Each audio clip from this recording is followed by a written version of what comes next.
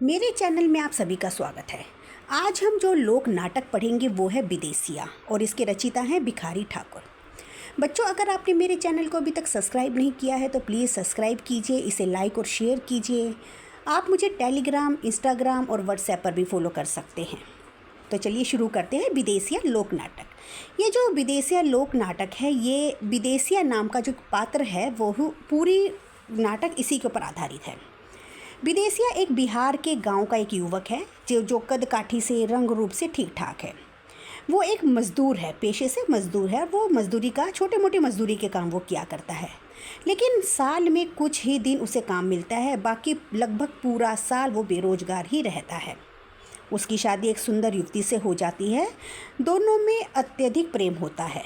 वह अपनी पत्नी को प्रेम से प्यारी सुंदरी कहकर पुकारा करता है। दोनों एक आदर्श पति पत्नी की तरह रहा करते थे।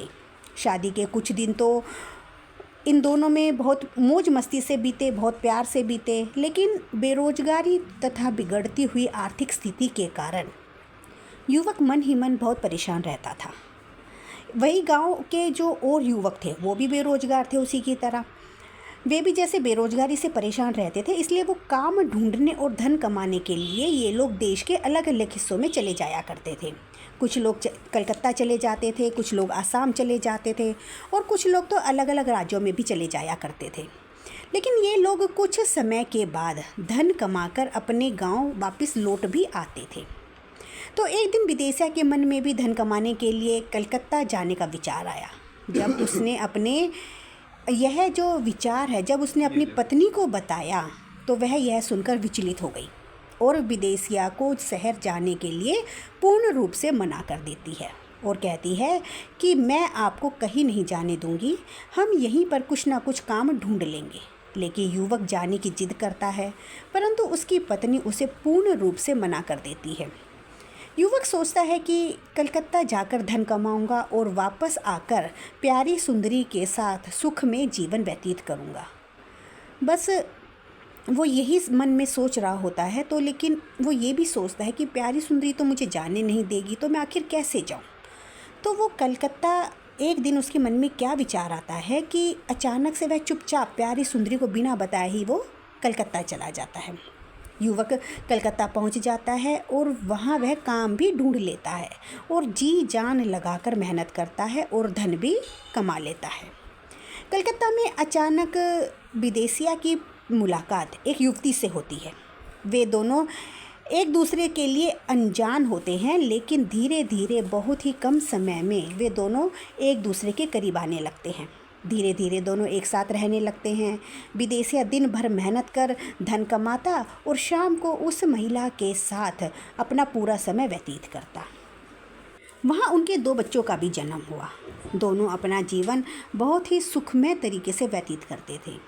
ऐसा लगता था मानो विदेसिया अपनी पत्नी प्यारी सुंदरी को तो भूल ही गया हो। उधर गांव में जब प्यारी सुंदरी को इस बात का पता चलता है कि उसका पति उसे बिना बताए ही कलकत्ता चला गया है, तो मानो उसके सिर पर विपत्तियों का पहाड़ टूट पड़ा हो। वह दिन रात अपने पति को याद करके रोती रहती थी। कभी वह यह सोचकर भी परेशान हो जाती थी कि उसका पति कलकत्ता में पता नहीं किस हालत में होगा, कैसे रह रहा होगा। लेकिन कहीं ना कहीं उसे ये भी विश्वास था कि वह एक ना एक दिन ज़रूर लौट कर आएगा। एक दिन जब वह अपने पति को याद करके विलाप कर रही थी, तभी अचानक से उसने एक बटोही को जाते हुए देखा। बटोही का मतलब होता है जो लोग शहर में आते जाते रहते हैं और धन कमाने के लिए शहर में जाते हैं।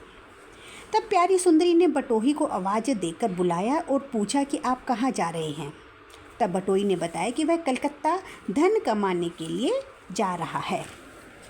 तब प्यारी सुंदरी ने उसे अपना सारा दुख सुनाया और पति की कद काठी वेशभूषा बताते हुए उसे ढूंढने का आग्रह किया। तब बटोही कलकत्ता जब पहुंच जाता है, तब कुछ दिन वह घूमने फिरने के बाद एक दिन ऐसे ही घूम रहा होता है कि उसकी नज़र एक ऐसे युवक पर पड़ती है जैसा कि प्यारी सुंदरी ने उसे बताया था। वह युवक बिल्कुल प्यारी सुंदरी के पति से ही मेल खा रहा था, जैसा कि विवरण प्यारी सुंदरी ने उसको दिया था। जब बटोही उस युवक के पास जाकर उसका नाम पूछता है तो वह युवक अपना नाम विदेसिया बताता है। यह सुनकर बटोही विदेसिया को उसकी पत्नी की दशा के बारे में बताता है। अपनी पत्नी की दशा के बारे में सुनकर विदेसिया को अपनी गलती का एहसास होता है और वह गांव अपने घर जाने का निर्णय लेता है। लेकिन कलकत्ता में पत्नी के रूप में रह रही महिला उसके जाने का विरोध करती है। लेकिन बटोही के समझाने के बाद वह महिला की बात नहीं मानता और उसे एहसास होता है कि उसने अपनी पत्नी को कितने कष्ट दिए हैं। यह सोच विचार करके वह गांव के लिए निकल जाता है। जब विदेसिया अपने घर जा रहा होता है तो रास्ते में मकान मालिक और साहूकार अपना बकाया वसूलने के लिए गुंडों को भेजते हैं और गुंडे विदेसिया का सारा सामान और कपड़े छीन लेते हैं। लेकिन फिर भी वह उसी दुर्अवस्था में घर लौटता है। इस बीच गांव का एक मनचला युवक जो कि प्यारी सुंदरी को भाभी कहकर बुलाया करता था, विदेसिया की गैर हाजिरी में प्यारी सुंदरी के साथ दुर्व्यवहार करने की कोशिश करता है। लेकिन पड़ोसन के आ जाने के कारण वह प्यारी सुंदरी के साथ कुछ भी गलत नहीं कर पाता। इस हादसे से प्यारी सुंदरी बहुत घबरा जाती है। उसी समय विदेशी अपने घर लौटता है। वह बहुत देर तक दरवाज़ा खटखटाता है, लेकिन उसकी पत्नी पहली घटना से इतनी डरी हुई होती है कि वह दरवाज़ा नहीं खोलती। दरवाज़ा खोलने की वो हिम्मत भी नहीं जुटा पाती। लेकिन विदेशी जब बार बार दरवाज़ा खटखटाता है और आवाज़ लगाता है, तब वह दरवाज़ा खोलती है। अपने पति को अचानक देखकर वह बहुत प्रसन्न हो जाती है और दूसरी ओर उसकी दशा देखकर हैरान भी रह जाती है। दोनों एक दूसरे को देखकर भावुक हो जाते हैं और दोनों ही एक दूसरे से समाचार पूछने का सिलसिला शुरू हो जाता है। उधर कलकत्ता में जो महिला विदेसिया के साथ रह रही होती है, वह बटोही से विदेसिया के गांव का पता पूछती है और अपने दोनों बच्चों के साथ अपने सारे गहने कपड़े लेकर निकल जाती है। लेकिन रास्ते में चोर डकैत उसके सारे गहने कपड़े लूट लेते हैं। लेकिन फिर भी वह विदेसिया के घर का रास्ता पूछते पूछते वह उसके घर पहुंच जाती है। जब वह महिला विदेसिया के घर का दरवाज़ा खटखटाती है तो विदेसिया उसे देखकर आश्चर्यचकित रह जाता है और प्यारी सुंदरी भी उसे देखकर हैरान रह जाती है। जब वह महिला विदेसिया और प्यारी सुंदरी के साथ उनके उसी घर में रहने का आग्रह करती है तो प्यारी सुंदरी सोच में पड़ जाती है। लेकिन वह बाद में सोचती है कि बच्चे तो उसके पति के ही हैं, जो मेरे भी बच्चे हुए।